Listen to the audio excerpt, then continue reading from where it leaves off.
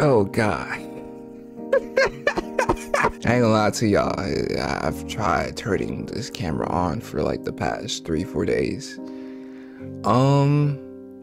So if y'all ain't know, or if y'all haven't been keeping up with me on Twitter, I don't know why would you keep up with me on Twitter, besides the point.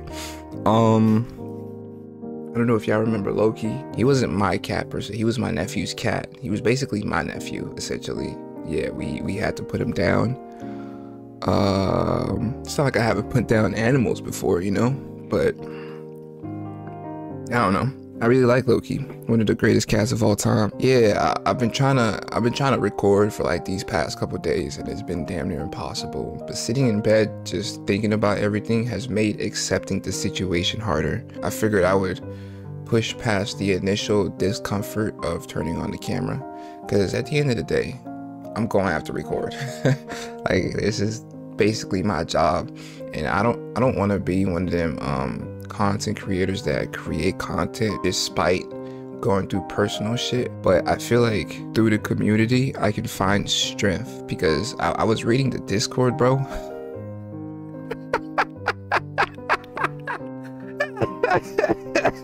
Yo, the Discord be making me laugh. I ain't gonna cat to you, bro. Hold on, let me turn on my board light. I feel good when the board light is beaming down my face. It's like radiation. It's like radiation, bro. Except like the good kind, the one that give me powers and not mutations. Yo, I've been reading the Discord, bro. The Discord is like its own separate like universe at this point. Folks be watching movies in there, getting drunk, playing video games. There's a university now. Like, why is the tribe expanded like this? I love it, bro. It really puts a smile on my face. And I realize it's not the Discord that's putting a smile on my face. It's the people in there. It's the community, bro. Y'all give me strength for everybody that's wished me well, everybody that has sent thoughts and prayers my way. Purely because one, you care about Loki. 2, you care about me. And 3, because you're a kind person. Like, that's just the vibe of the community. It fills me with strength. So, hi, it's your boy Tribe Loui. I hope your day been well. You feeling swell. I have questions. We are on Boracity's channel. You may be wondering, Tribe Loui, why? Why are we on Boracity's channel? Well, for one, we love her. We just do. She's amazing. The way she speaks is so intelligent, eloquent, and kind of sexy. But we're really on here because I have questions. You know what I'm saying? I be on Twitter and I be kind of confused, bruh, because the solo stands, no, it's not stands, the shippers. No, it's the stands. Yeah, the solo stands, they be like tweaked out, bruh, talking about some, oh, the promotions for this, yada yada yada. And I'm like, but I don't know what you talking about. And I want to understand what is up with the BTS solo promotions. Lo and behold, Boracity has a video called the BTS solo promotions, favoritism or proper strategy. I'm interested. You don't drink your water right now. You better ingest them liquids. Sorry, I'm sorry. I'm so sorry. I'll give you an apology on that one. I ain't gonna lie, that was crazy. Second question I have. What is the hive? Like, is it the label or is it something else? Is it the big hit label but rebranded? I don't know. But you know what I do know? Boracity got a video called Is the Hive Family a Thing? She is on time, and bro, it's like the questions I have, she's personally answering them. Am I the chosen one? Hell nah. If I was in the position of acquiring divine-like power, it might be catastrophic. It might be catastrophic for this world, bro. I'm gonna melt Antarctica. I don't know why I wanted to melt Antarctica, but it's just too cold over there. So I don't like that. Well, what are they hiding, bro? Why the boy band hiatus doesn't apply to BTS? These are the 3 videos we're gonna watch. Get comfortable. Let's get informed. Too easy. I like that intro. I feel good. Damn, this is 41 minutes. My sis will walk in talking about some Jay. I refuse to let you just be like this. I'm like, more. I know you sad, but baby bro, it's making me even more sad. You did the best you could. My nephew pulled up, telling us some uncle. I know you hurt, and I'm hurt too. You gotta keep on going. I'm like, nigga, you're 9. What what do you know about any of what you talking about, bro? Like, hey, but you know what they say about kids? Kids, the words of wisdom come from all ages. I don't know if they said that. Je t'aime. How you say I love you in Korean? Hold on. I love you. Sarang. What? How you say it? 사랑해요. Can I just say Borhe? Like, ain't that I love you? What does Borhe stand for? Oh, that's even better. Borhe. When the last star finally stops twinkling, I'll be there. I'll finally put down the child leader hat, bow my head, and say to myself, I did good. Like Thanos. Except I'm the good guy. I hope. I hope by the end of my life, I'm a good guy, bro. Okay, back up. You too close. Wow. In 2013, BTS debuted under the small South Korean label Big Hit Entertainment. At the time, the label was managing 4 other artists, but they were not even fully theirs. They were co-managed by other bigger, more powerful labels. With time, these artists started disbanding or leaving the company one by one. Soon after, Big Hit Entertainment only had 2 artists, solo singer Lee Hyung and BTS. But as we know, BTS then became the biggest group in the world. They helped the label survive and transform from Big Hit Entertainment to HYBE Corporation, a South Korean multinational entertainment company that works as a record label for artists under other entertainment companies and as a talent agency or management company for artists like Justin Bieber and Ariana Grande. But this apparent sudden massive success has made a lot of K-pop fans very confused, because in K-pop there were always 3 major labels known as the Big 3. There were other entertainment agencies, but just like what happened with Big Hit and their groups, their success was not guaranteed. Only the Big 3 were capable of producing real big groups. So since BTS broke the notion that the most popular group can only be from the Big 3, K-pop fans started naming Big Hit Entertainment and then HYBE as part of a new Big 4. Because how is it possible that the Big 3 doesn't have the actual biggest group, not only in K-pop but in the world? It's simply impossible. This quick response of naming HYBE as part of a new Big 4 may be comforting for K-pop fans, because the Big 3 always sold the idea that no matter what, the big whatever has the biggest groups. It doesn't matter if the group doesn't have any music yet. These groups will have fans before their debut, before releasing any music, before we see them dance or sing, just because they are from the Big 3.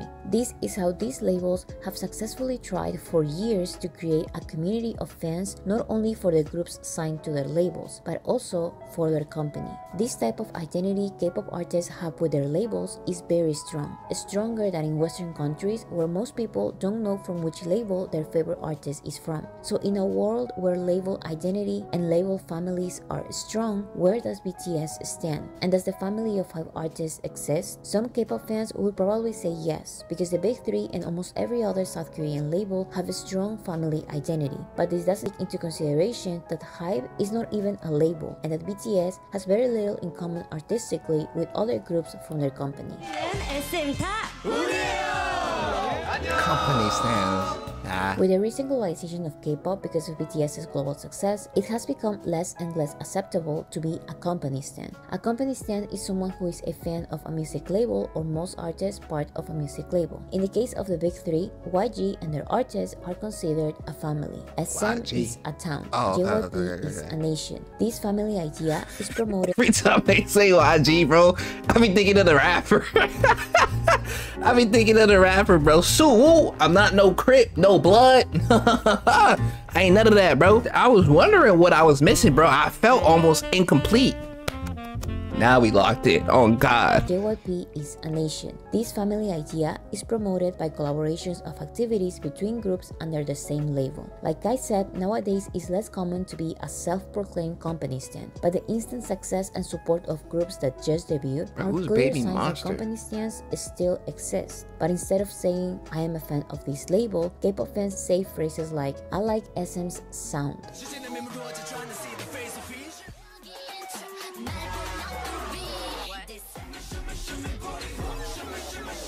Wow. What? Hold on. Y'all hear that? Whoa.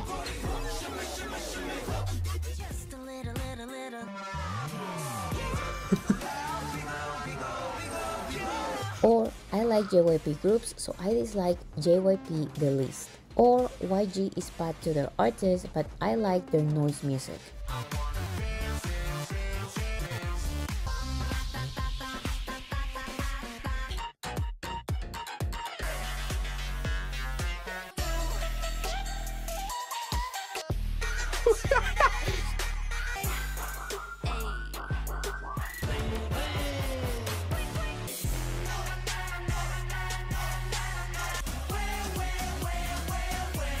I'm not kidding, these are real.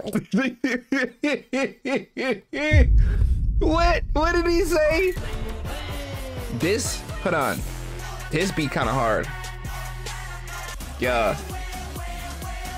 But what? I'm not kidding, these are real excuses you will see in K-pop spaces all the time. So company stands still exist because companies still try to make their groups have a common factor. And this factor works as an excuse for K-pop fans to support all the groups or the majority of groups under a K-pop label. This common factor can be a characteristic style of music, a way of dancing, or a common physical style. So when naming HYBE as part of a new Big Four, K-pop fans also try to find a common factor between HYBE artists that can make them a family. However, although HYBE is very successful now, this company cannot be compared to the other labels part of the Big Three, because to start, HYBE is not a label. What am I looking at? Like, what are these different? HYBE is very... Hold on. The way to the other labels part of the Big Three, because HYBE is very successful now, this company cannot be compared to the other labels part of the Big Three. Is this video like, what is this video? Are they throwing shots at the other company, bro? Try to find a common factor between HYBE artists that can make them a family. However, although HYBE is very successful now, this company cannot be compared to the other labels part of the Big Three, because to start, HYBE is not a label.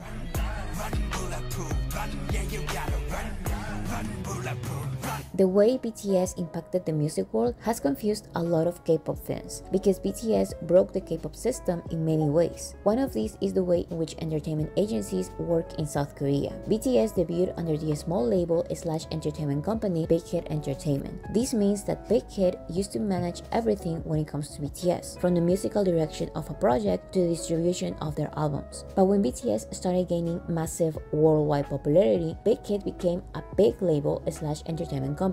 When this happened, Big Hit separated the label side from the corporate side. The corporate side was named HYBE, but the label Big Hit, which manages aspects like musical direction, never disappeared. The name just transformed into Big Hit Music. So all the artists part of Big Hit Entertainment, and by all I mean the two old artists part of Big Hit Entertainment and the new group TXT, which just debuted in 2019, stayed in Big Hit, now named Big Hit Music.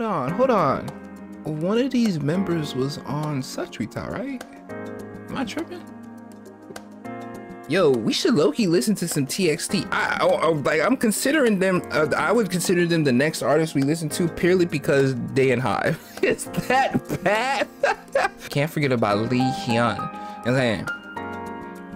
Which just debuted in 2019, stayed in Big Hit, now named Big Hit Music. Then, HYBE started absorbing other small South Korean labels, some that already had other artists. Here starts the real confusion. HYBE's new labels started debuting new groups, and K-pop fans assume that these groups are under the same label as BTS, but they are not. BTS's label, Big Hit Music, only has 3 artists: BTS, TXT, and Ihyun. So why are Big Hit artists being mixed with other labels' artists when talking about the HYBE family? HYBE is a corporation, not a label. And unlike other label families, the artists part of HYBE Corporation don't share a common sound, look, or style of choreography. HYBE is an umbrella company that does not only have music labels, but also a social network division and a business division that has an education division and a video content division. Saying that there is a family of HYBE artists would be like saying that there is a family of Kakao artists, which is also an umbrella company with way more divisions than HYBE. But although Kakao has 150 artists under its umbrella, no one talks about a Kakao family. People only talk about HYBE family because Big Hit used to be just a label, and not any label, but BTS's label. And the rebranding of Big Hit as HYBE made a lot of people believe that artists from other labels part of HYBE are part of the family BTS is from, but they are not. They are all from different labels. And even if the HYBE family was a thing, we would also have to include artists from HYBE America like Justin Bieber or Ariana Grande, but they are never part of the HYBE family conversation because they are not K-pop and they don't share anything in common with other HYBE artists. So if they are not considered part of the HYBE family, then artists under other labels part of HYBE Corporation shouldn't be either. So what about a Big Hit family? This would make a lot more sense since the 3 artists part of Big Hit actually had a family photo shoot. But are they similar in any way?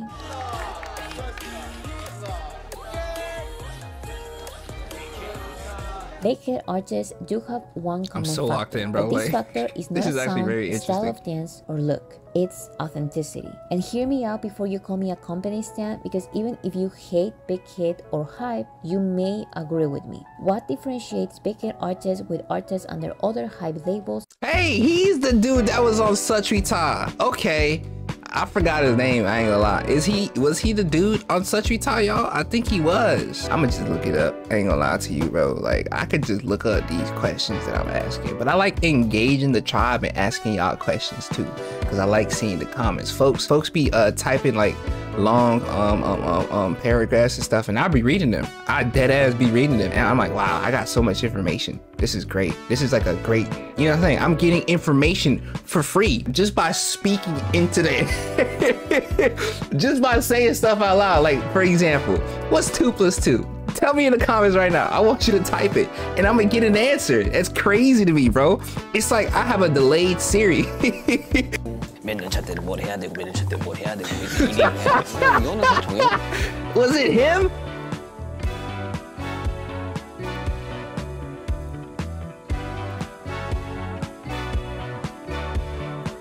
I'm not too sure. And hear me out before you call me a company stan, because even if you hate Big Hit or HYBE, you may agree with me. What differentiates Big Hit artists with artists under other HYBE labels and other labels in general is the way in which they prioritize the artist and their art instead of other superficial factors. Big Hit finds artists willing to grow as artists and does not only let them grow but also encourages them to grow. 그다음에 하이브라는 회사는 원래 예술가들의 자율성을 건드리지 않고 경영적인 프로세스에 있어서만 좋은 회사가 되도록 도와주는 회사라는 건 이미 잘 알려진 사실이라서 This creates unique artists, not the same typical K-pop group over and over again. BTS has 3 rappers that started as rappers, not just pretty faces that were told to rap because they cannot sing. These rappers had experience composing and producing before debuting in BTS. Big Hit also chose 4 singers that represent 4 different singing styles. Ihyun is a soloist who was previously part of vocal-focused groups, so as a soloist,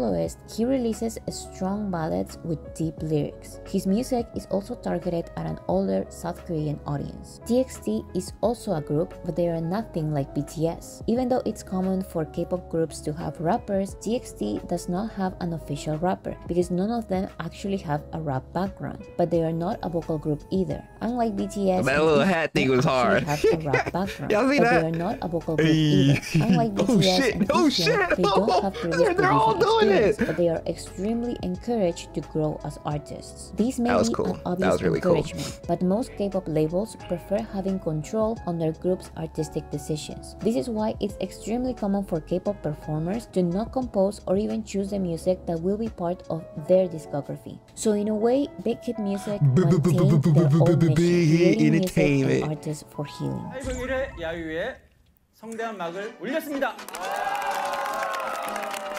Most K-pop groups under HYBE labels don't follow Big Hit's mission statement of creating music and artists for healing. For example, ENHYPEN is a K-pop boy group under the label Belief Lab, which is part of HYBE labels. But although they are associated with Big Hit's group TXT, ENHYPEN follows most K-pop rules. They are considered performers more than artists involved in their music. Their artistic decisions are the label's ideas. Across their 2 studio albums and 3 EPs, only 1 member has been credited for contributing in the songwriting process of 1 song. On the other hand, although they just started, and whether you think the lyrics are good or bad, TXT had all these writing or producing credits in their first 2 years. One of them even wrote for ENHYPEN before ENHYPEN had the chance to write for themselves. So although the HYBE family idea is enforced here, there is not a significant artistic factor that makes them similar. However, another label absorbed by HYBE, which apparently tries to follow Big Hit or more specific, BTS's message is Source Music. Source Music used to have a group named G-Friend, and according to the G-Friend members themselves, they started having artistic liberties only when Source Music joined HYBE labels. After Source Music disbanded their 6-member girl group G-Friend, they debuted the 6-member girl group Les Seraphim. This new girl group has a fearless concept, which aligns to one of BTS's main messages of self-acceptance and empowerment. The difference is that BTS reached their empowerment message by themselves. If you want to be really specific, RM and Suga did. It was an obvious conclusion by the way they've been writing about the subject over the years. On the other hand, it can be seen in the Les Seraphim documentary that the Les Seraphim members were sat down and explained with a PowerPoint presentation the fearless concept that they will have to interpret. Another label part of HYBE that followed Big Hit's principle of authenticity is Adore, which debuted the girl group New Jeans. Their fresh, unique concept and their lack of noise music, which is very popular in K-pop, has made a lot of K-pop fans associate like one song them from with Big them. Hit artists. That was a long ass time ago. They associate their fictional storyline Should we listen with to some BTS New Jeans? and TXT's fictional storyline that runs throughout their music videos. However, although their label Adore enjoys the privilege of debuting their first group under HYBE Corporation, they don't like recognizing it, not even to give the New Jeans girls some credit. Adore's CEO Min Hee-jin used to be the chief marketing officer at SM Entertainment, and you can tell. She has the mindset of other K-pop labels where they take all the credit from the creative projects. She said that she was the one making all the artistic decisions for New Jeans, and basically that New Jeans' success is her success. New Jeans' album was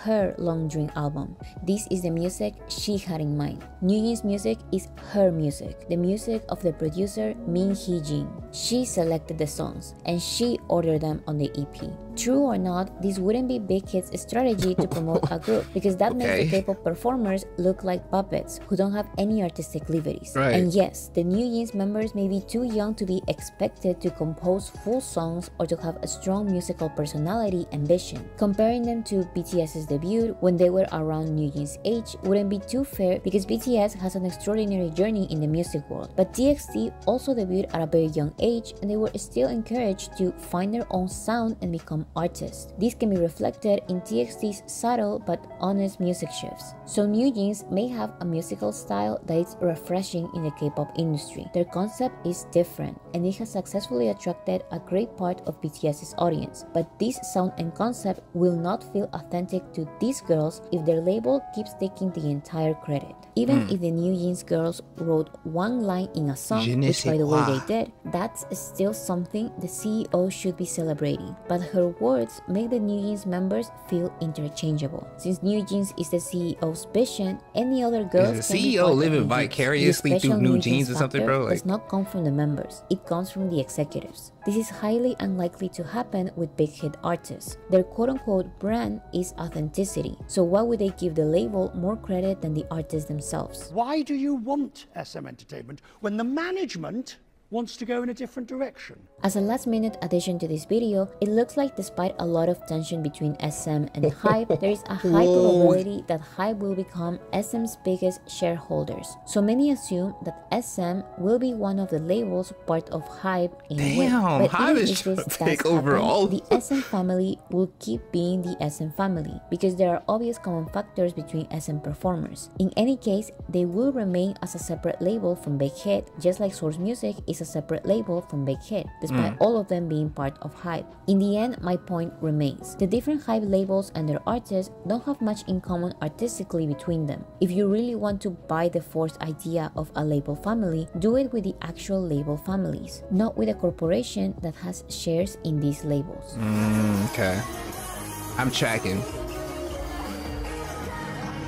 Yo, the sounds So their is the HYBE family feet a make thing? when In terms they of hit the business, court floor. Maybe. There are Court many floor. HYBE events. Sorry, it's the dance floor. The sounds their feet make when they hit the dance floor pleases a certain part of my brain, because it's like all one. It's not like delayed or anything, bro. I just want to say that. That shit fire. So is the HYBE family a thing? In terms of business, it may be. There are many HYBE events and interactions that prove it does, but it's not the same as actual label families. Source Music has a vision for their artists that is different from Adore Source vision, that it's different from Pledis vision, that it's different from Belief Labs vision, that it's different from Big Hit's vision. To say that there's a hype dancing style or a hype sound like K-pop fans do with other labels would be pointless because it's not true. Hype has many labels with different sounds and styles. Some of these labels try to follow Big Hit's mission of authenticity, but others don't. Some labels under Hype strictly follow the K-pop system, but other labels don't. This is why it's very hard to find real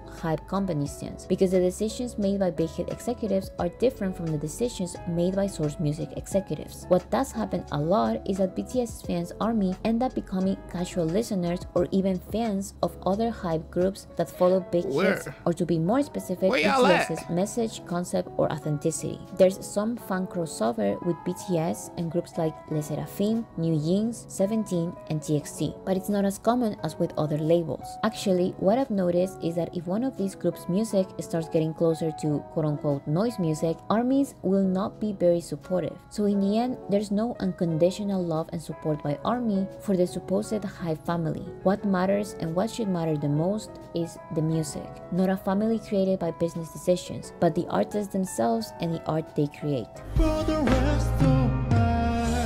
Whoa. Okay, I don't know. I ain't gonna lie, bro. I have to constantly be on the lookout for any spoilers, bro. I am on timing. You see the time. I'm on it. I'm on top of it, all over it. To answer my question though, I was hella confused about the Hype situation and then where does Big Hit fit into it, but Big Hit is a subsidiary of Hype. Hype is the corporation, Big Hit Music is the label, and there are other labels underneath the Hype corporation that have okay. Suga definitely interviewed some TXT members and I remember liking their personalities too. Yeah, bro, let's listen to some TXT at some point. Somebody please remind me in the comments. Tribe Loui, we gotta listen to some TXT. Folks better not start off with the, oh, he's more engagement. I ain't gonna lie, hop off my dick. I can't do it. I can't. He just wants engagement. He's gonna start dissing BTS.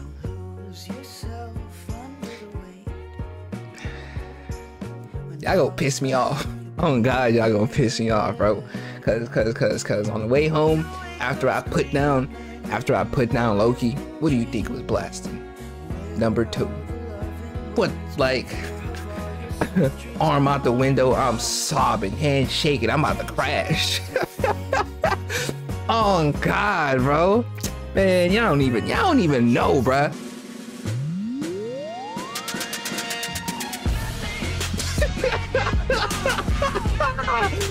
Nah, this is so hard. Fire to the... This is what my hair looked like before. Hey. Bro, I did not realize my hair is stupid long, bro. Whatever. You know what I'm saying? Who, like, is that really a complaint of mine? No, not really. I was just surprised a little bit. Shorty that did my hair talking about something, you smell good. I ain't gonna lie, bro. I was blushing a little bit. I ain't gonna cap to you. She kept on talking about how my hair is nice, my skin nice. I'm like, damn, you trying to do my hair or get into my pants? I'm with whatever. I'm down for what you down for. In 2015, One Direction, the biggest boy band at the time, announced that Zayn, one of its 5 members, was leaving the group because he wanted to be a normal 22-year-old who is able to relax and have some private time out of the spotlight. Zayn also said, "I know I have 4 friends for life in Loui, Liam, Harry, and Niall. I know they will continue to be the best band in the world." But what happened next was the complete opposite. Zayn did not continue a normal life. Instead, he debuted as a soloist. One Direction, now a 4-member group, continued their planned tour without Zayn, released their promised follow-up album, and announced that they were going on an indefinite hiatus. You're taking a year-long break. Would you a year off? You're not going to be like years and years out. No.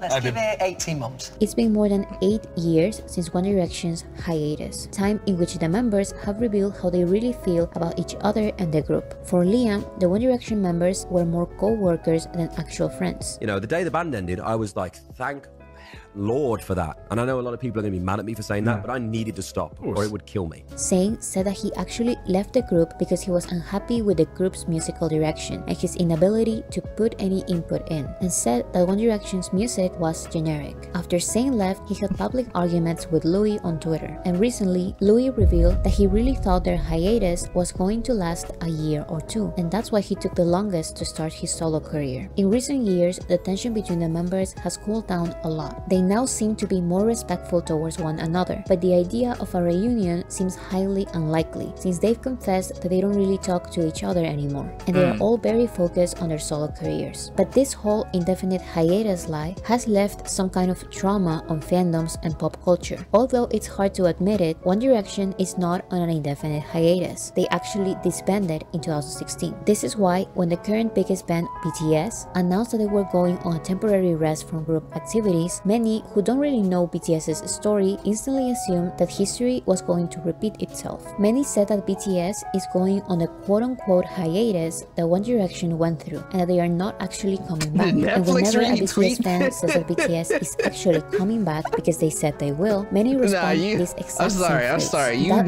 You know you kind of famous when Netflix tweet about you taking a break. Damn. Is the hair valid? Yes? No? Let me know. Let me know, tribe. I would like your opinions on such things. And whenever a BTS fan says that BTS is actually coming back because they said they will, many respond this exact same phrase. That was what One Direction said. Indefinite hiatus, man. Do you know what that means? One Direction is still on it. Yeah, exactly. You know what indefinite hiatus means? Reminds me of One Direction. P.S. They never did get back together. But BTS's story as a group and as individual artists, as well as the inevitable circumstances and reasons as to why the BTS members are on rest, are completely different to One Direction's. And these frantic reaction by the media and the general public say a lot about how One Direction destroyed the true meaning of hiatus by pretending to be friends and giving false hopes to millions of young fans. On the other hand, there is multiple evidence that can convince even the biggest skeptic that a BTS comeback will happen. There is even a contract and an approximate date of when this will happen, and it's not too far away. I mean, that's all they talk about. It's the comeback, bro.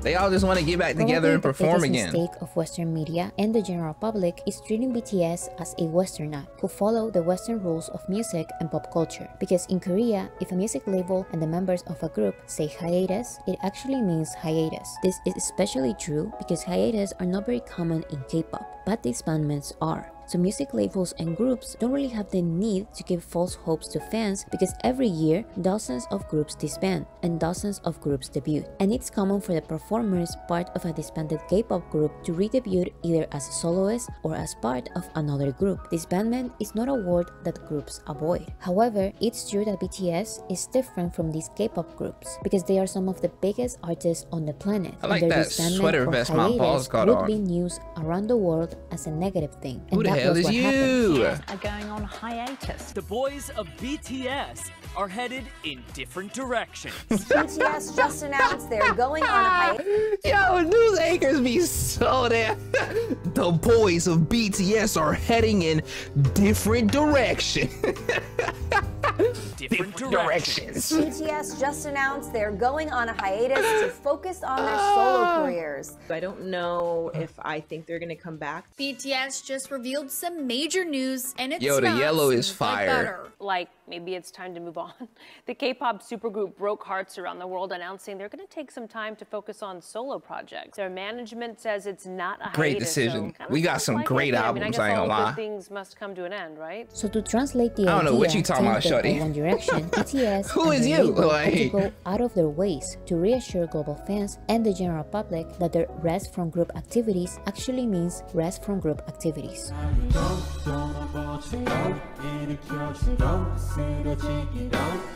There are many reasons why BTS's and One Direction's hiatus are different, but here's I shouldn't be For paying One attention Direction, to the it sounds. was a decision. For BTS, I don't know it nothing. was unavoidable. Whether the BTS members wanted it or not, it's mandatory for every Korean man to enlist in the military for 18 months. So BTS planned to announce in 2020 that they were about to serve their mandatory military service and going into a 2-year rest in very careful ways, because the hiatus stigma that One Direction left in fandoms was too big to simply say that they were going on a hiatus, because no one would actually believe their words. This is why BTS prepared a lot of special content in 2019 and 2020 to promise their fandom army and the media that a comeback after their enlistment will happen, including promoting their album Map of the Soul 7 as their biggest and closing project of their first chapter as BTS. Many songs from this album were past BTS songs reimagined. They plan to promote this album with a massive global tour. They also said goodbye to 2019 by revisiting their old eras and performing their old songs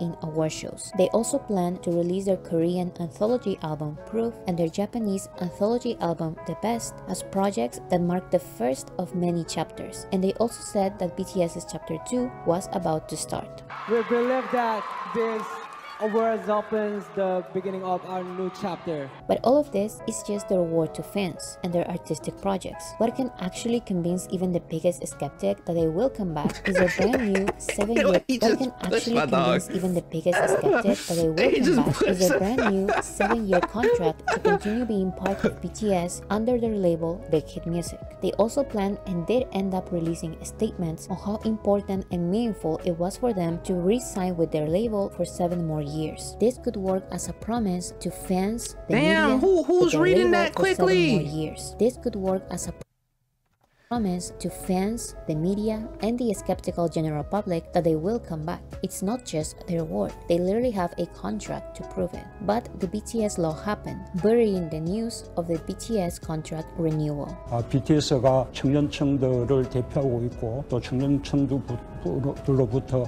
아주 널리 공감을 받고 있기 때문에 Jin is currently in the military and the other members are scheduled to go in the next 12 months. From K-pop supergroup BTS, Jin, the eldest member, has enlisted in the South Korean army because Korean men are required to enlist in the military by age 28. But everything that is happening right now was supposed to happen in 2020. Their announcement of a temporary rest from group activities and their military enlistment was supposed to start at the end of 2020, not at the end of 2022. But all of these plans were shattered because of COVID-19, which canceled all their concerts around the world and the big promotions they had planned for their last album of Chapter 1. It seemed like this could have been a bittersweet see you later, because although they had a new BTS contract, all their big plans were cancelled. But what many were not expecting was that the government was about to release a new law that lets global artists like BTS to serve their military mandatory service at age 30 instead of age 28. This new law was nicknamed the BTS law because they are the only ones who meet the challenging criteria. This shit's Thanks so to this hard. law, BTS didn't have to Imagine go having so much of an impact that the government has to recognize. Like, even the government is like, oh, hold on now. Legends. only ones who meet the challenging criteria. Thanks to this law, BTS didn't have to go to the military for 2 more years. During this time, BTS released a pandemic album, a trilogy of English songs, collaborations, and their Chapter 1 Korean anthology album, which was supposed to be released alongside their Japanese anthology album. They also had their Permission to Dance tour. After all of this, BTS announced that they were taking a rest from group activities because they are going to the military. But 2 years after the announcement of the renewed 7-year contract passed, and the general public is not aware that it exists. This is how the confusion started. This is why many think they are not coming back, despite there being a contract that says they will. I don't know nothing. I don't hear it. The members said that they renegotiated their new BTS contract, and they consulted these new terms with their parents and big hit executives. This is why their current solo projects are still considered BTS projects. For example, all the members have their own personal Instagram accounts, but their label doesn't manage these accounts. Their management only has access to BTS's group account. This is why the members' individual promotions, although they are considered solo projects, are still published on BTS's YouTube, Twitter, Instagram, TikTok, and other social media platforms. Whenever they have collaborations, it's always attributed to a member of BTS. If it's Jimin, it's Jimin of BTS. If it's Suga, it's Suga of BTS. If it's Jungkook, it's Jungkook of BTS. I go by the name of RM of BTS. 안녕하세요, BTS입니다. The members are also considered solo artists do on streaming introduce platforms, themselves. but if you go to their physical album's credit page, it still says BTS because their solo albums are still BTS's projects in a way. This is not what happened with One Direction. When One Direction announced their hiatus, their contract ended, and they all signed to different labels as soloists. So you will never see One Direction's official I ain't gonna lie, page promoting their Zayn's face card, ridiculous. Utterly ridiculous. Him and Harry Styles, bro. I'm just keeping it real. One Direction's official page promoting their solo albums, and you will never see a Harry Styles song being promoted as a song by Harry of One Direction because the members are now completely independent from each other. Their contract with One Direction and their label Psycho ended on 2016, but with BTS's hiatus, a new BTS contract started. This is why it can be frustrating for ARMYs when the media or people who don't know anything about BTS or their story in the music industry instantly assume that BTS broke up and they are never coming back. BTS even gave an approximate date of when they are coming back, and the younger members are basically going to the military earlier than they should be, just so they can return as a group as soon as possible. Hey.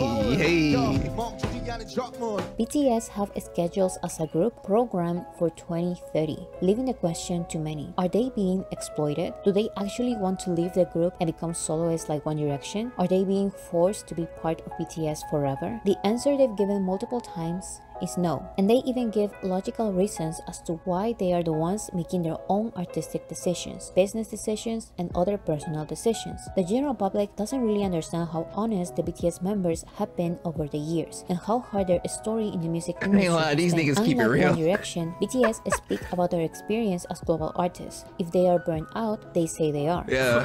저희가 되게 심적으로 많이 힘들었었어요. 저희끼리 얘기를 하면서 대체를 할까 말까 고민도 했고.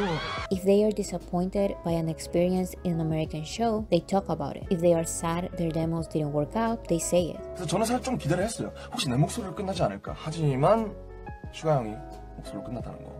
If they felt that they were taken advantage of because of their fame, they call it out. One Direction, on the other hand, kept all of this to themselves. They were not open to talk about it when it happened, so when they broke up, they started venting non-stop about it. Another difference is how they started. BTS debuted with almost nothing, and they've shared this struggle for years. They were living together before and after they debuted, creating a family dynamic more than a work dynamic. One Direction, on the other hand, had almost no time to form true, long-lasting friendships. They were formed on a TV show, and a couple of months later, they were in America promoting their first single. All of this is without counting the massive amount of racism that BTS received in America. People were screaming racist insults to their faces in red carpets. All of these struggles, from starting from nothing to feeling like aliens in the industry, we're like aliens to the music industry for America, has made the BTS members want to fight the fight as a group, because as a group they feel stronger, while the One Direction members feel trapped. But many non-fans are still skeptic, and I think they are skeptic because they see BTS as a boy band like One Direction, or because they see BTS as an exploited K-pop group. That butterfly J-Hope got on his jacket, fire. Y'all see that? As an exploited K-pop group. Hard, and for those bro. People, I hope these niggas really got drip, it's though. public Like, knowledge that the 7 BTS members have renegotiated their contracts. But even with their old contracts, the BTS members always had more power in making their own decisions than the majority of K-pop acts. And even with all of those existing liberties, it's assumed that their new contract gives them even more liberties and power. And it can be assumed that their label accepted this compromise, because BTS built that company basically from the ground. BTS made the small Korean independent label Big Hit Entertainment become Hive Corporation, which now owns multiple labels. So despite we just watched this video too. Korean and American labels, BTS chose to stay on their once small label because they are now looking for longevity as BTS, and this can only come by having full power in their artistic decisions and not exhausting themselves by touring non-stop and producing 1 or more albums every year. We don't know what this new BTS contract says, but by the way the members talk about it, many assume that it gives them the freedom to slow down. So BTS having a schedule schedules programmed for 2025 and 2030 does not mean that they are being exploited or they are overworking Just thinking themselves. ahead. They are actually getting closer to a healthier schedule. No more tours non-stop, no more 2 album releases a year, and no more crazy exhaustion like their past schedules, because that was what killed One Direction, and BTS want to prevent that.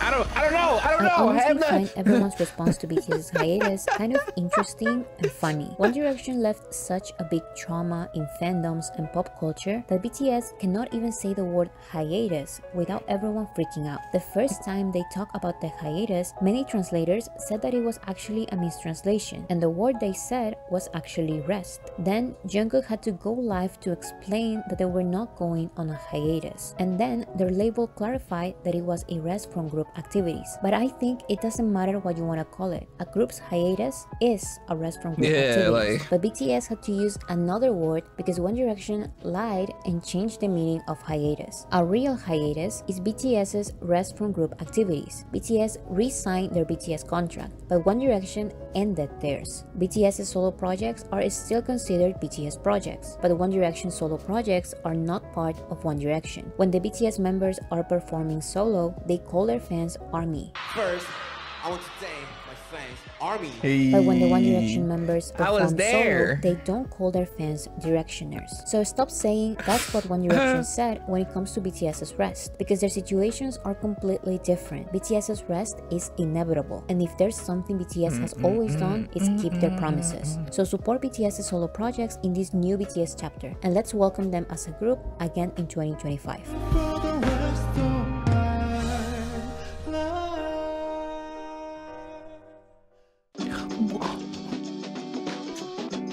It's stressing me out, bro. I'm hearing sounds that's tickling my spine, bro. Oh my god. Bro, if they signed the contract, then they signed the contract. There's no, like, they could call it a break, a rest, a hiatus. The contract has been signed. And niggas is coming back 2025. And what we gonna do? Welcome them with open arms. And I'm talking about the widest of arms. Here, let me, oh, no. Wide arms, bro. I'm pulling on my hair. Why is it so long? What in the world, bro? It was not this long last time. That's what, pause. Is that what she said? I ain't gonna lie, I really like the way Boracity be explaining this stuff. It's real simple, but at the same time, there's depth to it, indicating a great level of intelligence and research, bro.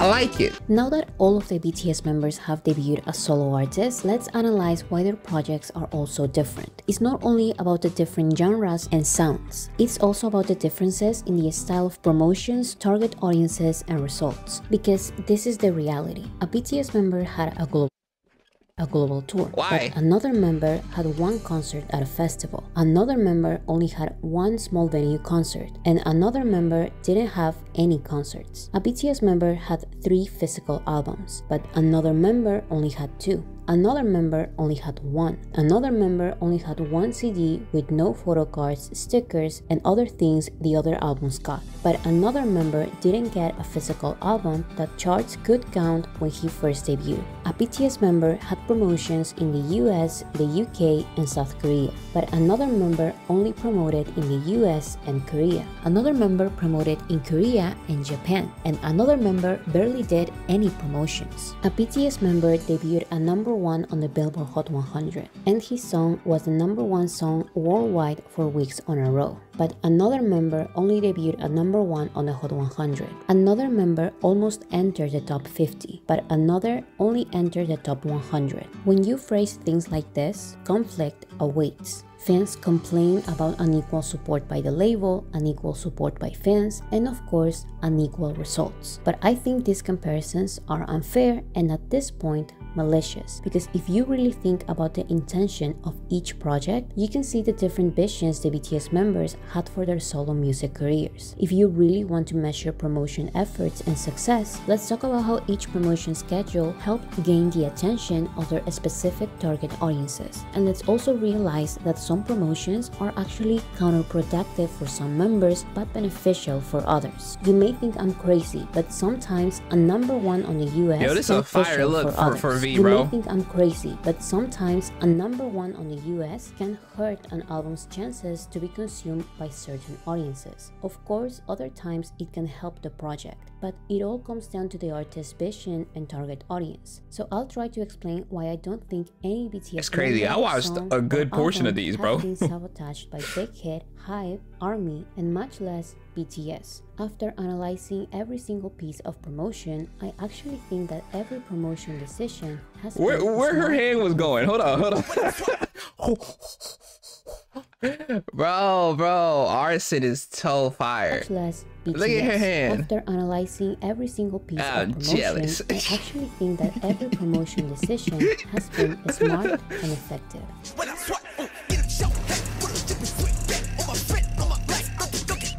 The member who started the BTS solo era was J-Hope. Like the other members part of the rap line, J-Hope released his first solo project as a mixtape. This is not his official solo debut. Hope World and the other solo mixtapes did not have official promotions, but they were shared on social media by Big Hit. These type of projects were side projects shared for ARMYs as a gift or as extra free music. This is important to highlight so we can understand why some BTS members do certain promotions and not others. Confused ARMYs and J-Hope solo stands can say that J-Hope's Jack in the Box debut album was sabotaged by Big Hit and HYBE because it was released with no physical versions and no performances in Western TV shows or K-pop shows. These three things are expected in a regular BTS promotion schedule, but this is J-Hope's solo career, so look at what he did do and conclude what new audience he wanted to attract. For what I can see, J-Hope wants his debut album Jack in the Box to be a long-lasting record listened to not only by ARMYs but also by global fans of hip-hop, people who are actually interested in hip-hop as a genre. Oh, J-Hope. He got ambitions to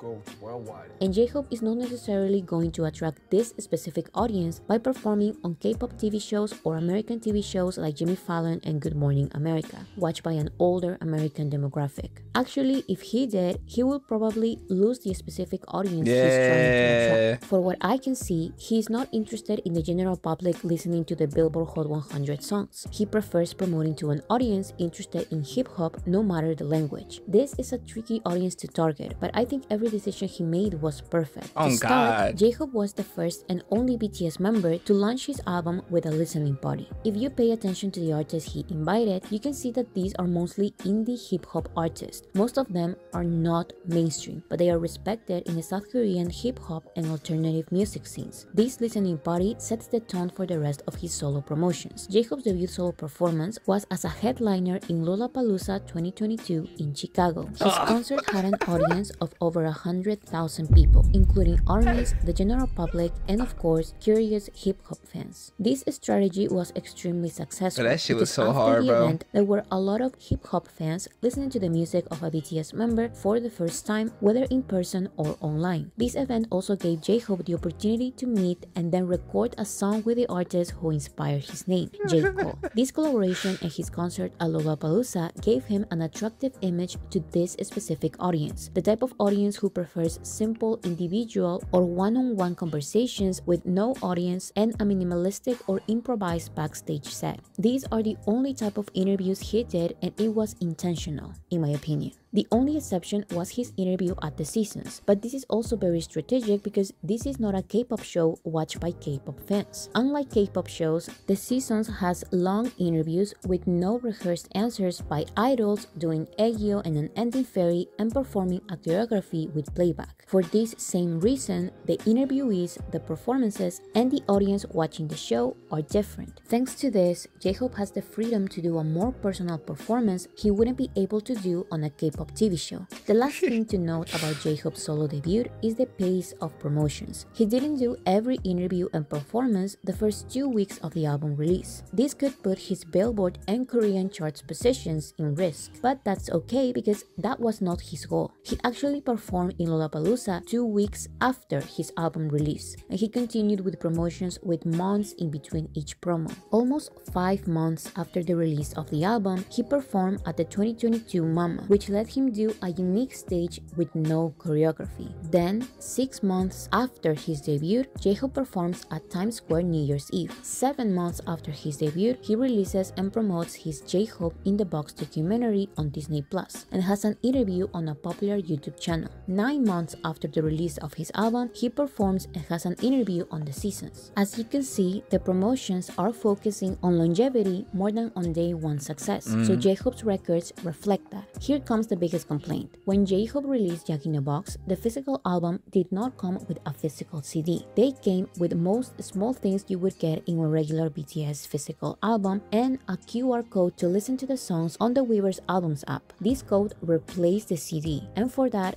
it did not count on Western charts like Billboard. Since this was the first time BTS did this and the Weverse Albums app is a new app by HYBE, people accused HYBE of affecting J-Hope's debut numbers, of purposefully sabotaging him just to promote their streaming app. But again, look at J-Hope's overall promotions. Every interview or performance was far apart. Why would HYBE do that though? Like, promotions are bad. Actually, if that's like the these case, type of promotions are very common. I'm trying to think, like, what would HYBE benefit from sabotaging their own artists?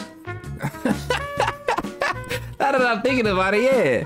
Why would they sabotage their own artists? J-Hope's overall promotions. Every interview or performance was far apart. This doesn't mean that the promotions are bad. Actually, these type of promotions are very common with Western artists because they are less exhausting for both the artist and the audience, and it can improve longevity. It's true that he released his debut album almost exclusively on digital platforms, but 6 months later, he released a well-produced vinyl record, and now, more than a year after the debut week, he released physical albums that count toward the Billboard charts. These are the type of promotions you have when you want your album to be discovered and remembered by fans. Bro, I still didn't complete that little like paper mache thingamajigger. This helps with longevity and helps his desired audience, hip-hop listeners, that shit was gonna give me a concussion, bro. Discovering his music. The unique performances and simple interviews that will be discovered will not disappoint this audience because these are the type of performances and interviews they already enjoy. So the results successfully match the promotions.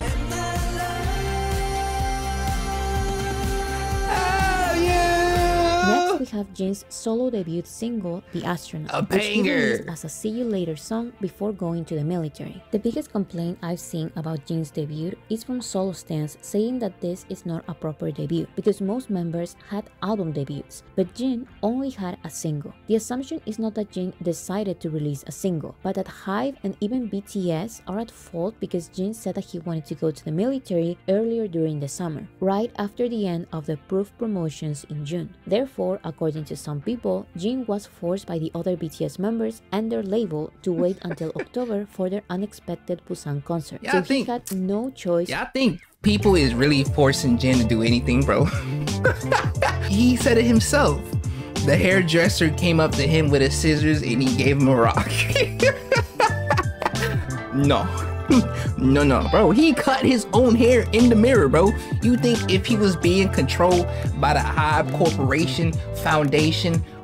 No, there's no foundation. Mom Chuda only had a single. The assumption is not that Jin decided to release a single, but that HYBE and even BTS are at fault because Jin said that he wanted to go to the military earlier during the summer, right after the end of the Proof promotions in June. Therefore, according to some people, Jin was forced by the other BTS members and their label to wait until October for their unexpected Busan concert. So he had no choice other than to go to the military on the winter and quickly release The Astronaut after being busy with everything. This gave him only days to promote his song, so there were no interviews in America and no music shows in Korea. He only performed as a guest artist in Coldplay's concert in Argentina. However, you don't need to be a genius to realize that The Astronaut was not made for the general public's consumption. Like Jin said multiple times, he wanted to make one song for armies before going to the military. He talked to Chris Martin from Coldplay about the kind of message he wanted to transmit, and Chris Martin produced the song specifically for Jin. I love Chris Martin. Me and him real cool. An official debut with a non-army audience in mind. This doesn't mean that it was an abandoned project. The Astronaut is Jin's official debut single and had 2 physical album versions, a music video, a lyric video, a live stadium performance, official merchandise, and even a show of 4 episodes with a blog style. He also had 5 interviews, one by himself,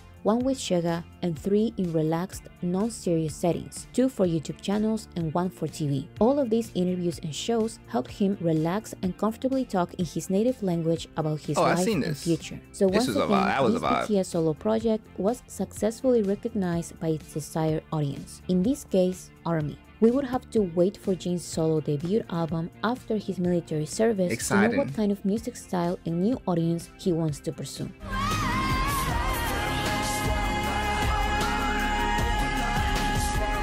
The next BTS member to officially debut was RM with his album. My mentor's discography could literally save a life. What I've seen people saying is that ARMYs did not support RM's debut like we supported the other solo debuts. But once again, pay attention to the type of audience who is actually listening and RM is promoting to. As part of Indigo's promotions, RM accepted only 4 interviews, all of them in the format of a long conversation. These were for the Sex Sense show, he did something with Pharrell. Trusts, the P6 show, hosted by comedians who interview mostly hip-hop artists and who Namjoon is a fan of, Sutrita, hosted by his BTS bandmate Suga, and KBS News, a pretty serious South Korean news show. Namjoon chose these 4 shows wisely, and he made sure ARMYs knew why he really wanted to do these interviews only. This is the only YouTube promotion for my whole album. Why?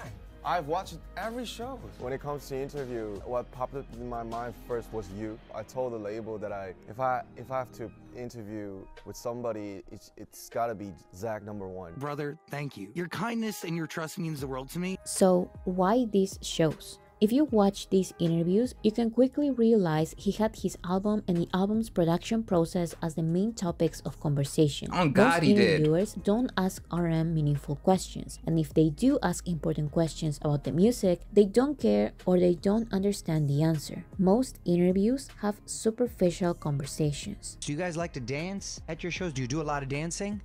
추는 거 좋아하시죠? Yeah, of course. You guys are all together, but you didn't bring your girlfriends. When someone knows and recognizes you, do you have to run away?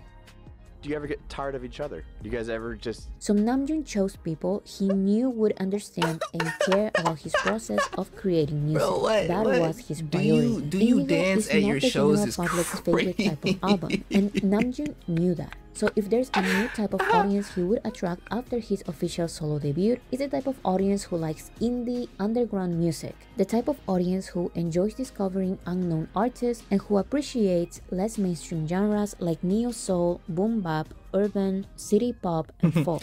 This is why the only performance he did for American media was for NPR's Tiny Desk concert series. The setting is more personal than most mainstream shows, and a lot of enthusiastic music fans want to discover non-mainstream artists as well as watch popular artists relax in this type of unplugged acoustic setting. So a confident yet vulnerable performer and great lyricist like RM shines the most in this type of settings. This is why instead of having a worldwide tour, he chose to give one concert to an audience of only 200 this concert people. Was so This concert fire. has some of the artists who featured in his album. The list of featured artists is also something not everyone can fully appreciate. Most of the songs part of Indigo have featured artists RM deeply admires. For his neo-soul song, the featured artist is the queen of neo-soul, Erykah Badu. For his funk song, the featured artist is Anderson .Paak, known for his funky style. One of the funkiest niggas out there. Artists he admires, but aren't as worldwide famous, such as Kim Sa-wol and Cold. This album also has a lot of references to painters and their art pieces such as Yoon and Still Life. RM's debut album Indigo is for the music fans who care about meaning and art. This is why he I ain't gonna lie to y'all, bro. Before I even stumbled upon, I'm not gonna get too deep into it, but all I'm saying is that he made me want to create music with meaning, not just random words I'm throwing out there that rhyme. If you know, you know. I started with solos first. I distinctly remember RM's evolution in his music being incredible to me, bro. If his first mixtape, my dog was angry as hell. Second mixtape, my dog was lost as hell. Third mixtape, there is that level of maturity and acceptance that literally broke me. Cause it's like, I want to reach that, bro, but I'm still in that angry stage.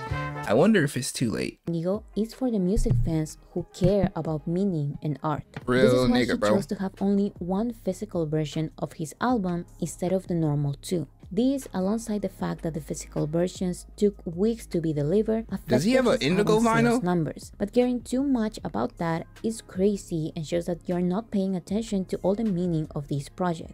RM purposefully left all the flashy photo cards, stickers, and photo shoots aside. Instead, he made his physical album some type of art piece. The pages are full of poems, graphic artwork, and photographs taken by come RM. on, He bro. also That's the released a coolest shit vinyl record ever. months after the album debut, which just like the physical. Is that the He also vinyl? released a vinyl record months Oh my god, that is gorgeous. How do I?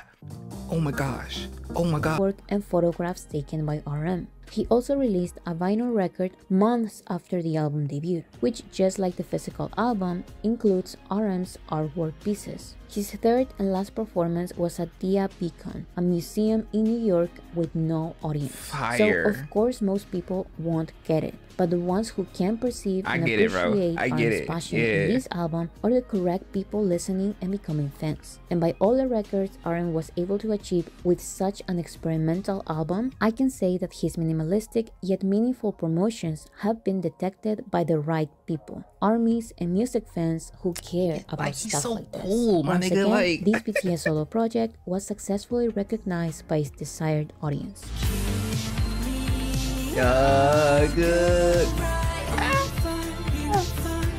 The I ain't gonna next lie. BTS member to officially debut was Jimin with his album Face. Face is a pop such a album, bop, and bro. its It's promotions such a were a great- little closer to a regular BTS promotion schedule. Jimin released teasers for the pre-release single Set Me Free Part 2 and the main single Like Crazy, which he released alongside the full album. This schedule is similar to J-Hope's schedule, which also included teasers and a pre-release single before the main single. On the other hand, RM released teasers and music videos for a main single and a follow-up single, as well as a surprise music video for a B-side which became an OST. It's important to note these differences, because although some promotions like Jimin and J-Hope's are similar in some aspects, that doesn't mean that they are targeting the same audiences. Like I said, J-Hope's album was targeted at a global hip-hop audience, but Jimin's album was targeted at a global pop audience. And for that, promotions in a show like Jimmy Fallon work better. So Jimin was a main guest at the Tonight Show starring Jimmy Fallon, where he had an interview and performed his main single. We also need to highlight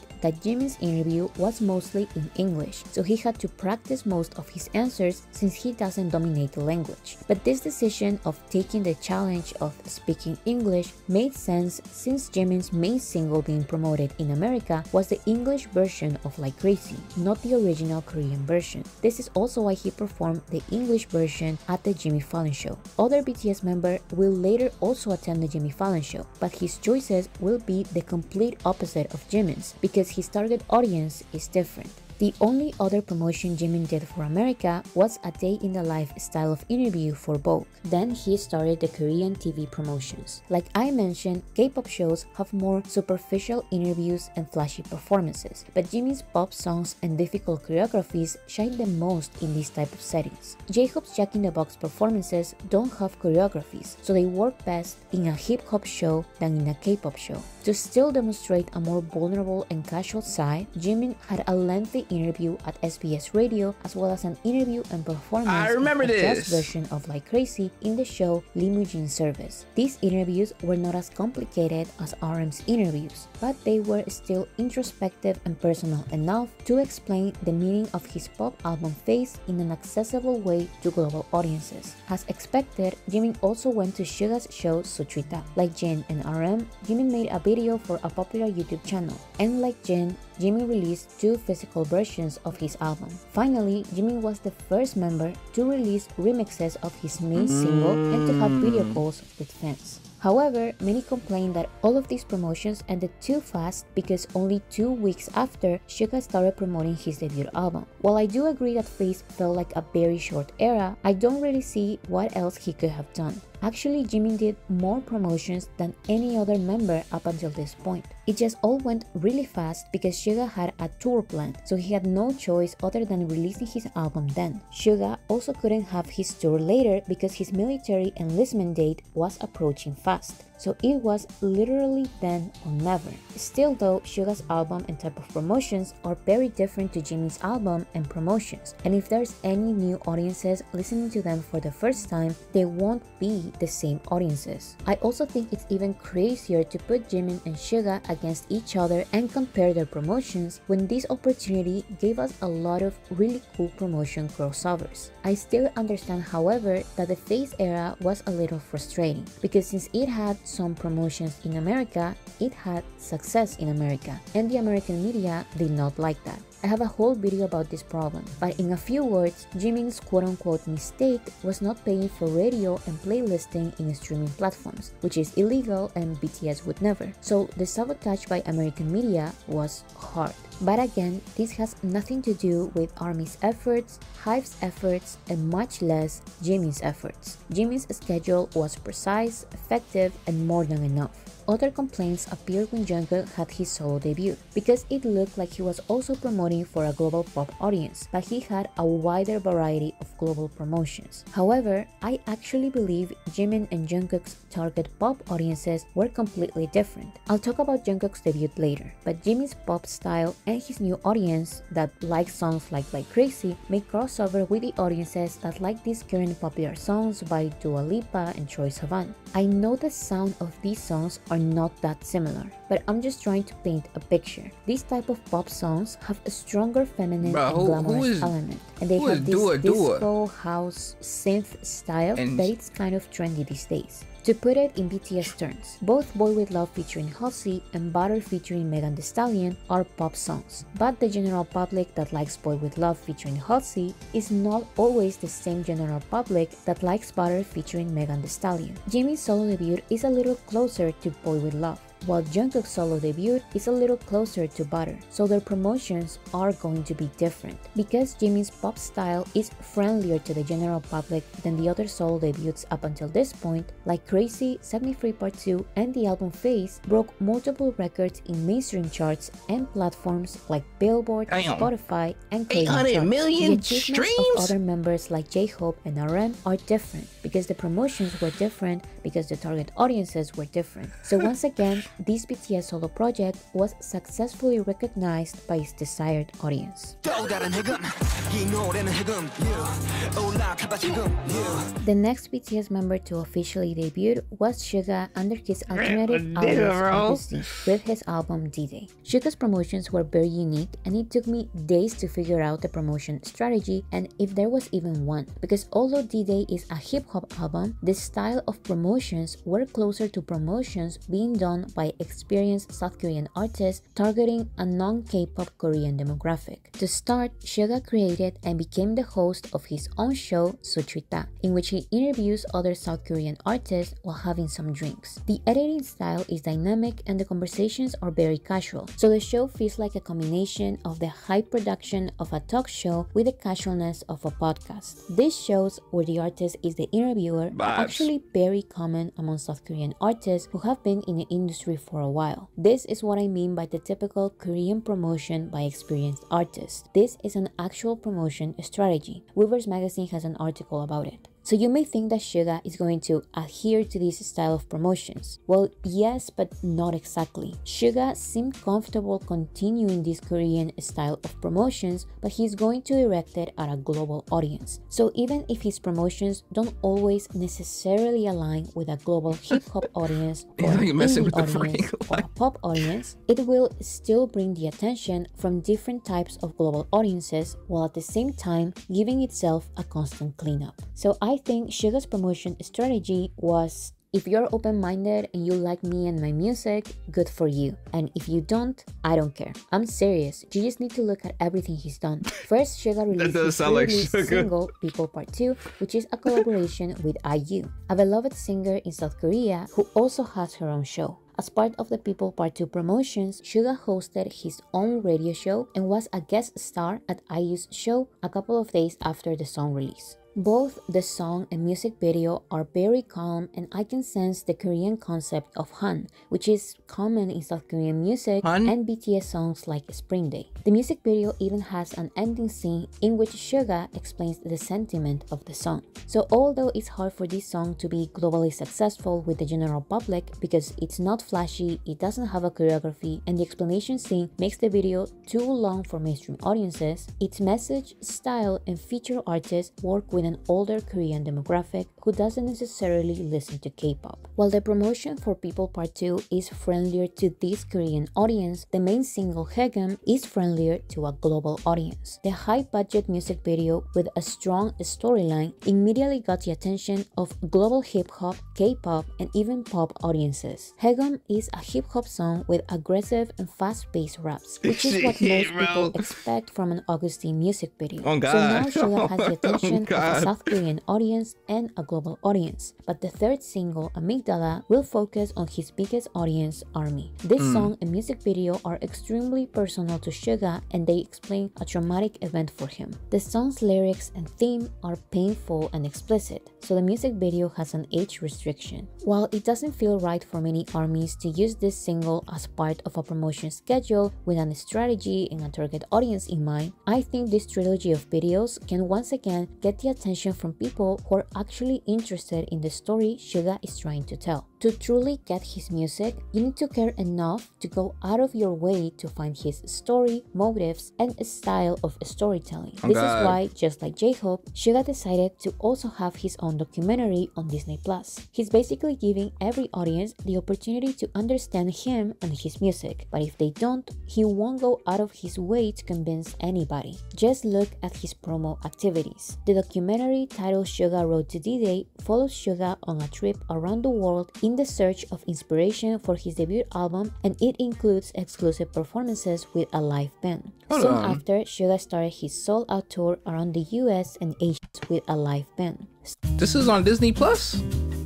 We gotta watch this. Just look at his promo activities. The documentary titled Suga Road to D-Day follows Suga on a trip around the world in the search of inspiration for his debut album, and it includes exclusive performances with a live band. Soon after, Suga started his sold-out tour around the US and Asia. Like the rest of his album promotions, this tour felt very raw, personal, and real. He replaced the neat choreographies with performances with a guitar and a piano. So although Suga being a guest at The Tonight Show and even playing a game with Jimmy Fallon may seem like attempts to go mainstream, Suga decided to continue his casual style of promotions and refused to speak English or dance a choreography for mainstream audiences. He still put himself out there and accepted many interviews for different radios in America. But by choosing to speak his native Korean and have a translator on his international interviews, Suga prioritized the meaning of his album and his true personality. So only the ones who are not bothered by reading subtitles will be the right new audience listening to his music. This BTS solo project was successfully recognized by its desired audience.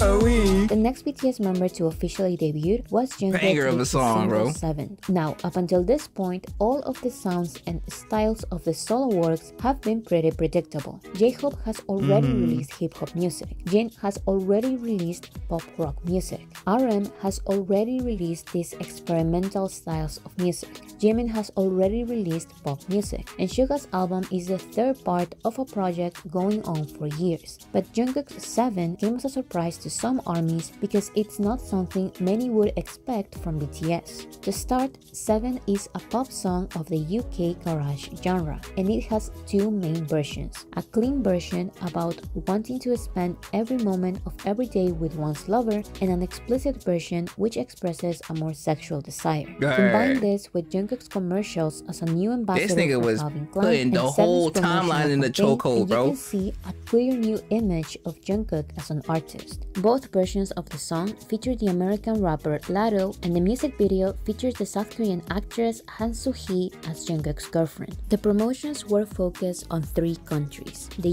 US, the UK, and South Korea. In the US, Jungkook had an interview and performed 7 on the day of its release in New York as part of Good Morning America's summer concert series. He then had interviews with Spotify and radio shows like Odyssey Music, The Elvis Duran Show, Sirius XM, C100 New York, and iHeartRadio. In the UK, Jungkook had an interview and performed on BBC's The One Show and on BBC Radio 1's Live Lounge. In South Korea, Jungkook only performed in the K-pop music show in Kigayo, but that one performance was enough to make Jungkook the most awarded K-pop soloist this year across different K-pop shows. As well, Jungkook released 3 EPs of remixes: the weekday version, the weekend version, and the Alesso remix. The physical CDs were produced by Hype America, and they did not have the regular style of a BTS single album like Jin's The Astronaut, for example. Instead, this CD was a simple CD, more common in the US. This is nothing new.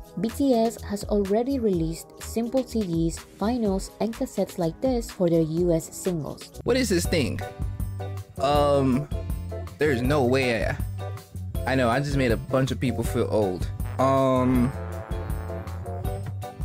Cassette tapes. Those are cassette tapes. I kiss your waist and ease your mind. This CD was a simple CD, more common in the US. This is nothing new. BTS has already released simple CDs, vinyls, and cassettes like this for their US singles. This style of promotions in the US helped Jungkook become the second BTS member to get a #1 song on the Hot 100 as a solo artist. In a few words, Jungkook's promotion schedule included a lot of the activities artists do to make their song go mainstream. However, because the song is explicit, it caters a Western mainstream audience and it doesn't have a profound message like the other BTS solo projects, some people think it's too westernized and that it doesn't feel like a BTS song. While I do agree that 7 is mainly targeted at Western audiences and the general public, why is this surprising or even disappointing to some fans? I think this is happening because sometimes ARMYs don't truly accept BTS as their pop culture image. They see them through their wholesome, family-friendly, philosophical image only. And this can sound very nice, but I think this is the reason why 7 can come as a shock to them. And to be honest, I'm a little tired of this because it's like some ARMYs want BTS to be the artist they want them to be, not the multidimensional artists BTS truly are and want to be recognized as. So they only supposed to make philosophical music, bro? Like, you acting like folks can't make fun music. From day one, Yoongi has always said this to the critics. Like... them to be, not the multidimensional artists BTS truly are and want to be recognized as. Because it's always the same story. BTS shows versatility, people say this is not what I expected from them. BTS released DNA, it sounds too Western. BTS released Boy With Love, it sounds too Western and it lacks meaning. BTS released Dynamite, it sounds too Western, it lacks meaning and it's in English, so the K-pop fantasy is broken. BTS released Butter, it sounds too Western, it lacks meaning, it's in English, and they only care about Western success. BTS released Permission to Dance, it sounds too Western, it lacks meaning, it's in English, they only care about Western success, and it was not written by the BTS members. And now Jungkook releases 7, but it sounds too Western, it lacks meaning, it's in English, they only care about Western success, it was not written by a BTS member, and it's too explicit. But like I said a million times already, BTS makes music that attracts completely different audiences, and this is not new at all. Some people say that Jimin's song was also mainstream pop, but at least 2 BTS members were songwriters and it has meaningful lyrics. But it looks like these fans are ignoring the past years of BTS's career. Wasted on Me, Dynamite, Savage Love, Butter, Permission to Dance, and Bad Decisions were targeted at the Western general public. While still releasing the regular hip-hop,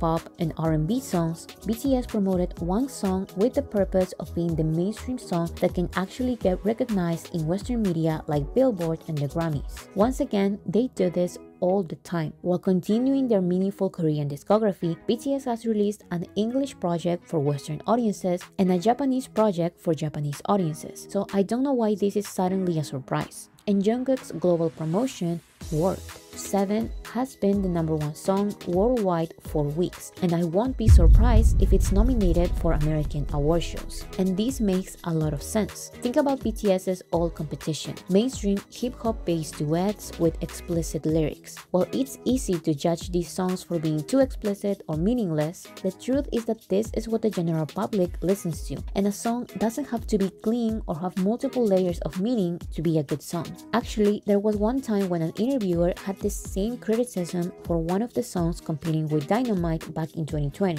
but BTS disagreed with the interviewer and defended the song. 카디비 WAP에게 가능할지. 아니 그거 그냥 댄스 챌린지로 유명한 거지. 별거 아니에요. 노래는 아닙니다. 카디비 저 얘기는 아니에요. So just because a song is explicit doesn't mean What that artist said Cardi B? We not saying that. Why the radio host? 저 얘기는 아니에요. So just because a Why song the is radio host explicit trying to push doesn't that mean narrative that on it's them? bad or dirty. 당신을 엿먹이는 것과 당신을 사랑하는 것은 같은 것이 아닙니다. 서양 아티스트로서 더티 버전을 만든 이유는 무엇입니까? 그게 왜 더티 버전이야? 그게 왜 더티 버전인데? 이유를 설명을 해봐. explicit 버전인데 그냥 솔직한 거잖아. Explain your that low-key paid me mad, bro. What you mean explain? I'm an artist. Like 그게 왜 더티 버전이야? 그게 왜 더티 버전인데? 이유를 설명을 해봐. explicit 버전인데 그냥 솔직한 거잖아. 뭐 그렇게 느껴졌다면은 뭐 어쩔 수 없지만 어떻게 보면 나이가 몇이냐 내가. Oh God, you a grown-ass man. 27인데 나이 먹으니까 이렇게 노출이 있는 촬영을 또 하게 되네요. 그런 걸 싫어하는 분들도 계시겠지만 7 is actually the perfect song for today's pop. It has a female rapper as a featured artist, and Jungkook's pop voice makes the song fresh, I don't care what modern, nobody said, and bro. The song is a banger. adaptation of the typical modern mainstream song. Despite some people's beliefs, I see the care of a regular BTS project in this song too. It's well produced, polished, and not a typical lazy song done exclusively to fool people into streaming it. Whether Jungkook decides to make a full album in English targeted at a Western audience like Butter, a self-produced Korean album Golden from Episode 7, or a mix of both like Jimin's Face, I'll support because they are experimenting with their solo careers and finding their personal sound and target audience. So once again, this solo project was successfully recognized by its desired audience.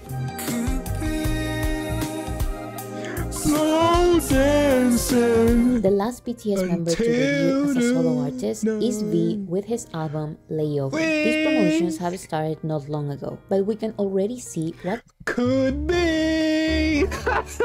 It's so good. Album Layover. These promotions have started not long ago, but we can already see what kind of audience Taehyung is promoting to. However, complaints by solo stans were out before the album was out. They claim that the label is purposefully not doing any promotions and that Taehyung is doing everything himself by sharing his projects on social media. This idea that HYBE is constantly trying to sabotage the artist that brings them the most money is pretty silly, but it's funny how it's always the solo fans who complain about favoritism. Just like every BTS solo project, we need to understand and accept that their music is different. Layover is very different to all of the BTS solo projects, so the promotions are going to be very different as well. Just like most of V's music as part of BTS, Layover is R&B with elements of soul and pop. Therefore, the performances and interviews will fit the promotions for an R&B project. So don't focus on every mainstream promotion Taehyung didn't do. Focus on how he is choosing alternative mediums for promotions. To start, Taehyung released 5 different music videos, one for each song of the album.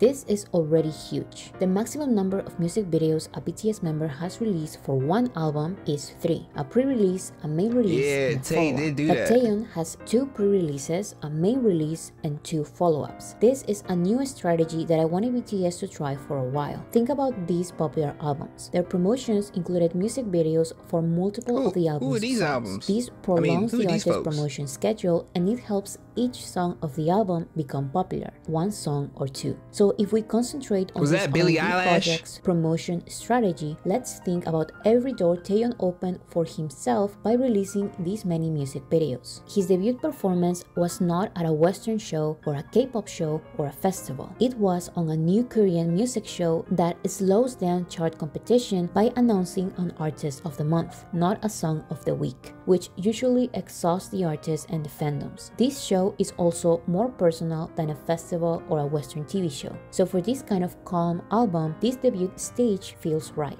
On K-pop shows, artists normally perform 1 or 2 songs, 3 being the maximum number of performances. But this specific K-pop show let Taeyeon perform 4 of his songs at once. Why am I mentioning this? Sorry, the Show, piano in 2 the songs, background is 3 hitting being too, the though. Like, maximum number of performances. But this specific K-pop show let Taeyeon perform 4 of his songs at once. Why am I mentioning this? Because the only reason Taeyeon was able to perform his entire album on K-pop TV shows was because he released music videos for the entire album. For Inkigayo, he performed the main single Slow Dancing and Rainy Days. For Mnet, he performed Slow Dancing and Love Me Again. For Music Band, he performed Slow Dancing and For Us. And for N-Pop, he performed Slow Dancing, Love Me Again, Rainy Days, and Blue. It's genius. Taeyeon was able to promote his entire R&B album on K-pop TV shows. This is the first time an artist has done this successfully. But it doesn't end here. Taeyeon did not only choose this new K-pop TV show with less than 60,000 subscribers as an alternative medium. He also was one of the first artists to perform on the new series Tiny Desk Korea. This is a new show part of NPR's Tiny Desk concert series, which features only South Korean artists. But Taeyeon's performance was released on both Tiny Desk Korea and NPR's Tiny Desk concert. So he is, in a way, promoting his Korean R&B album to a global audience. Finally, Taeyeon became the first member to promote in Japan. This is also very smart, because if there's any country with a big market who would listen to an R&B Korean album, is Japan. The second biggest music market. Oh my god, do we have the same mic? Is that the mic that I'm currently using? The second biggest music market in the world. This interview smart, because if there's any country with a big Hold on, there's like a whole bunch of extra shit on his though. What's up? What's this? There's like something back here. I don't think it's the same. His looks a little bit more advanced. Promote in Japan. This is also very smart, because if there's any country with a big market who would listen to an R&B Korean album, is Japan, the second biggest music market in the world. These interviews and performances helped Taeyeon show his warm and soulful personality to an audience that is more likely to consume this kind of project. I love this look for him, bro. Is also on him, for him. The style photo shoots and the 3 physical albums he wanted to release. These music videos, teasers, interviews, and media articles are planned, organized, and shared not only by V, but also by HYBE and BTS on all of their social media platforms. If you expect Taeyeon to have the numbers of pop releases or the type of promotions of the hip-hop releases, you are crazy, because he never intended to promote to those audiences. For an R&B album, Layover is huge, and this BTS solo project is successfully being recognized by its desired audience. I don't know it. I don't know. I can't hear nothing.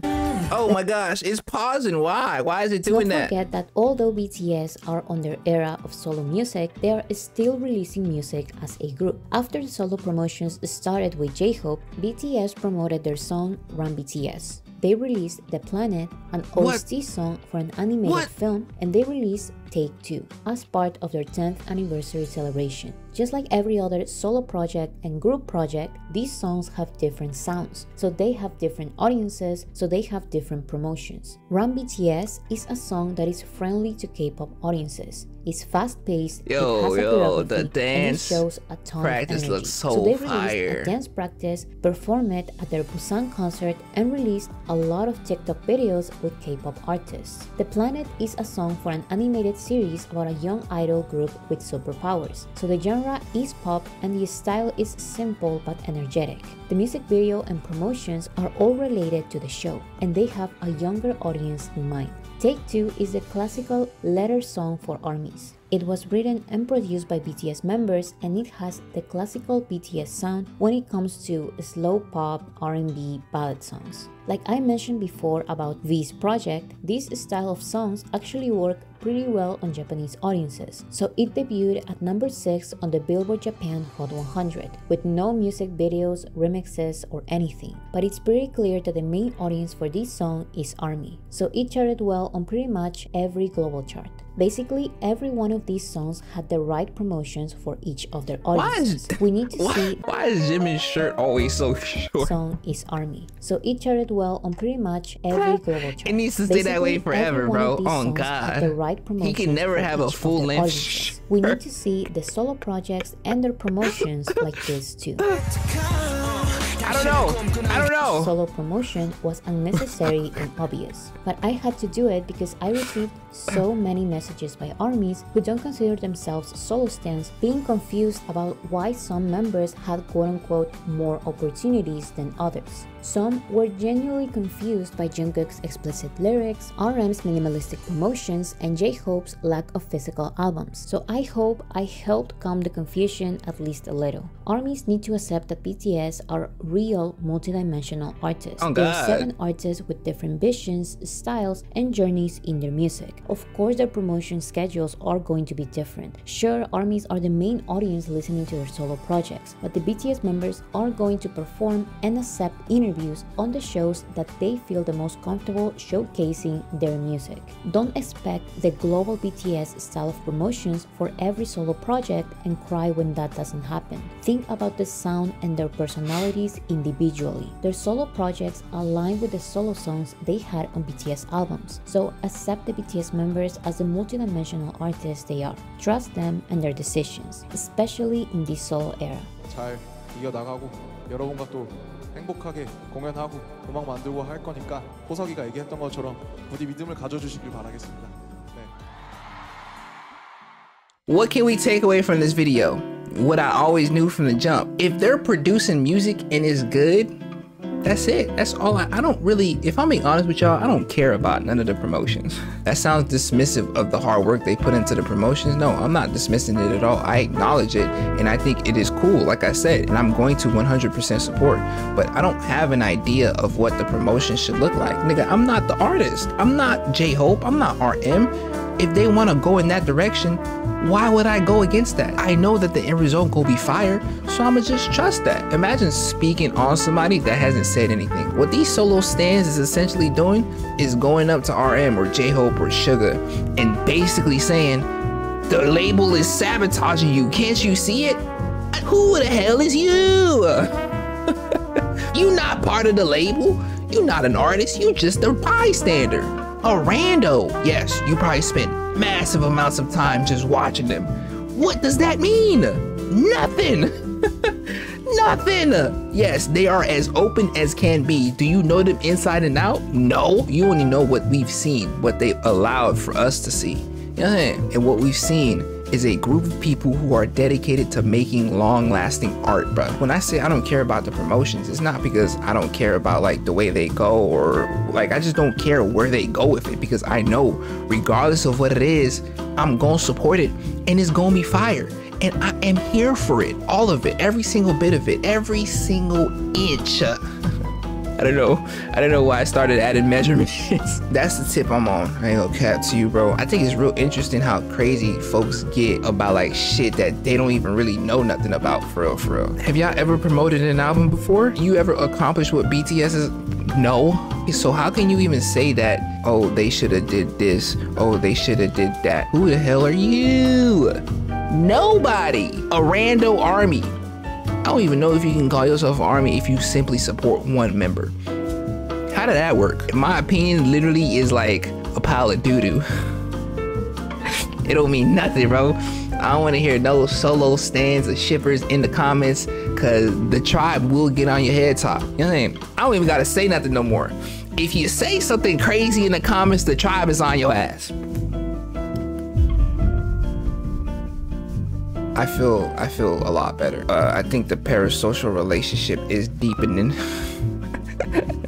Cause I don't know, when I turned on that camera and I really started like talking out loud and just, I guess I really just need to talk about my feelings. And what better way to do that than with my community, my beautiful, beautiful community, bro. I love y'all. I appreciate y'all. Thank you for supporting me. That agua be hitting, bro.